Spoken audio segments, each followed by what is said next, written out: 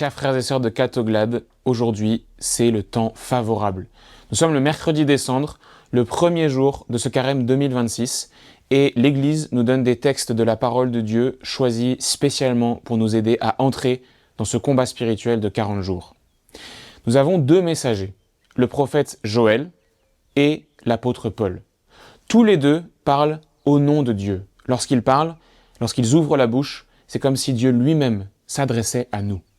Le prophète Joël, de son côté, nous dit « Maintenant, revenez à moi de tout votre cœur, oracle du Seigneur. » Et saint Paul lui-même nous dit « Je suis ambassadeur du Christ, et au nom du Christ, nous vous le demandons, laissez-vous réconcilier avec Dieu. » C'est comme si, à travers ces deux paroles, Jésus lui-même venait face à chacun d'entre nous, nous regardait et nous disait « Je t'en supplie, reviens à moi. » Voilà le sens de ce mercredi des Cendres. Il s'agit de revenir vers Dieu. Il ne s'agit pas de devenir une meilleure version de nous-mêmes. Il ne s'agit pas de devenir des meilleurs chrétiens aux yeux des autres. Il s'agit de revenir vers Dieu. C'est pour lui que nous faisons ce carême. Alors, c'est pour ça que Jésus, dans son enseignement sur le jeûne, la prière et l'aumône, qui constitue le cœur de l'évangile de ce mercredi des Cendres, c'est pour ça que dans cet enseignement, Jésus nous dit de ne pas faire ce que nous faisons pour essayer de devenir des justes devant les hommes.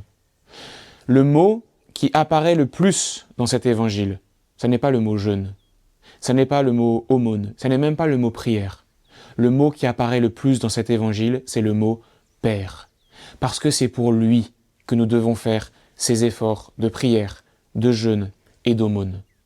Si nous devons jeûner, c'est pour faire de la place en nous, pour que le mystère de Dieu puisse reprendre sa place naturelle, le centre de notre vie. Le pape Léon XIV nous a écrit un message pour ce carême, et c'est cela qu'il nous dit. Le carême est fait pour remettre le mystère de Dieu au centre de notre vie.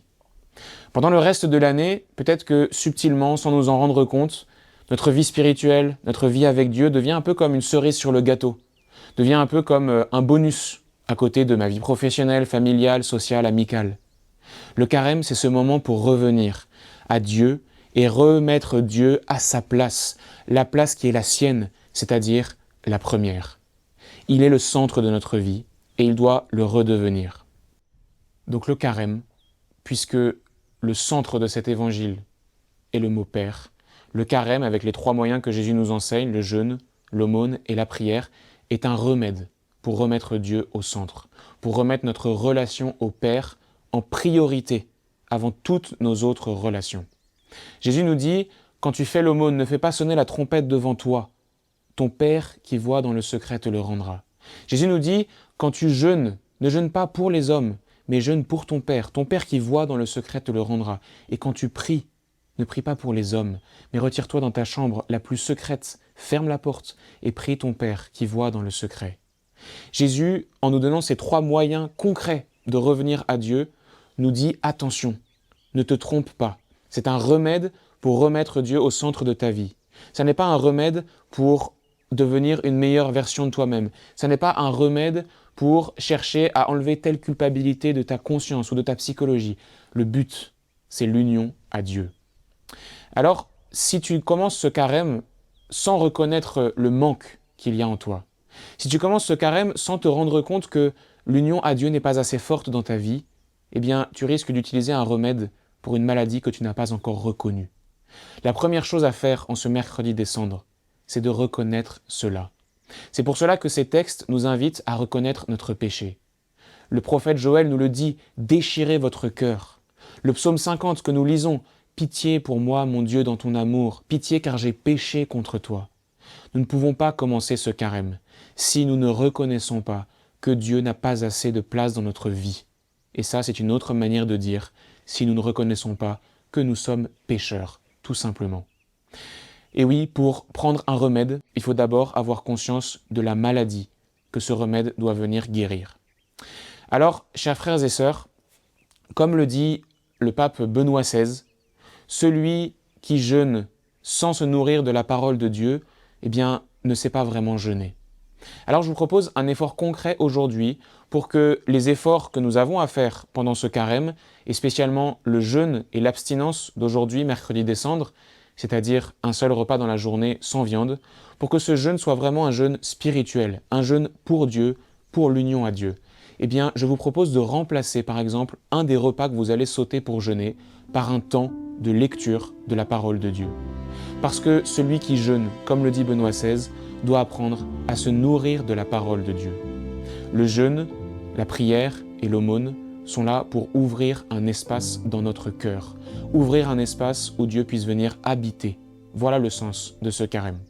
Si tu regardes cette vidéo, si tu as prévu, et il faut le faire, d'aller à la messe pour ce mercredi des cendres, c'est que déjà la grâce de Dieu t'a été donnée pour t'aider à reconnaître cette vérité, que tu es pécheur, que je suis pécheur, que chacun d'entre nous est pécheur.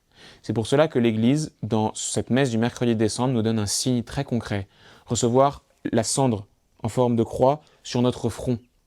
C'est une manière de marquer, comme les Juifs dans l'Ancien Testament le faisaient pour reconnaître leurs péchés devant Dieu, c'est une manière de marquer sur notre corps cette reconnaissance dans notre cœur que nous sommes pécheurs. Alors, n'aie pas peur. Le Seigneur est déjà venu te chercher.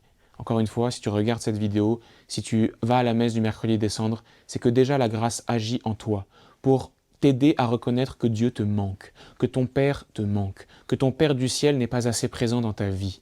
Parce que le péché te rend orphelin, il te coupe de ton Père. La chose dont tu as le plus besoin dans ce carême, c'est de le retrouver lui, de retrouver ton Père.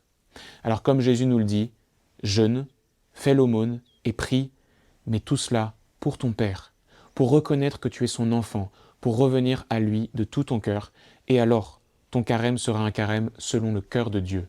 Pour finir, je vous propose de reprendre une petite prière que vous entendrez à la messe du mercredi des cendres, que le prêtre dit au début de la messe, ce qui s'appelle la collecte ou l'oraison. Dans cette prière, nous demandons à Dieu ce dont nous avons besoin pour bien commencer ce carême. Prions le Seigneur. Accorde-nous, Seigneur, de savoir commencer saintement par une journée de jeûne, notre entraînement au combat spirituel, que nos privations nous rendent plus forts pour lutter contre l'esprit du mal, par Jésus-Christ, ton Fils, notre Seigneur et notre Dieu, qui vit et règne avec toi dans l'unité du Saint-Esprit pour les siècles des siècles. Amen. Eh bien, chers frères et sœurs de Catoglade, que le Seigneur vous bénisse dans ce carême, au nom du Père et du Fils et du Saint-Esprit. Amen. Bon carême.